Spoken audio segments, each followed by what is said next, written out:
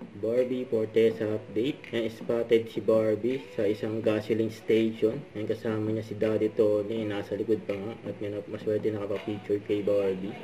At during Abinon, yan, yung grand opening, yan, kasama ni Barbie si Daddy Tony. Pares pa nga sila nakakulay green.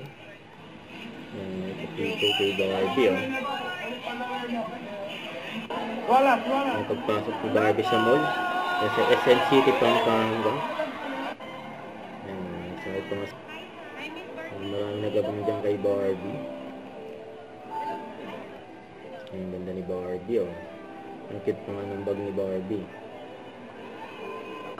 Hi Metro, and welcome to the Abigail opening here in Pampanga. Ayan, oh. Ayan yung event ni Barbie. Ang isang niya dyan sila Miss Marian Rivera, Julia Montes, Rocco Nasino, saka si Sam Belby.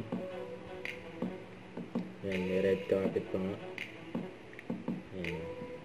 Nagpalit pa nga sila ng pwesto ni Julia Montes. Ayan, katabi niya yung may-ari ng Abinon Clinic. Ayan, nag-cutting ribbon pa nga.